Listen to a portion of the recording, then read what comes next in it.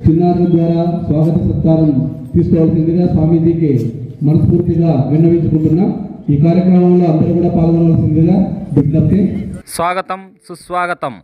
భూమానంద ఆశ్రమ వ్యవస్థాపకులు, వాస్తు వైభవ బ్రహ్మ, ఆధ్యాత్మిక సార్వభౌము, వాస్తు పండిట్, గౌరవ డాక్టర్ శ్రీ ధనుంజయ స్వామి అని పిలువబడే బ్రహ్మానంద మహర్షి గారిని మహా హిందూ సమ్మేళనానికి విచ్చేస్తున్న సందర్భంగా స్వాగతం సుస్వాగతం.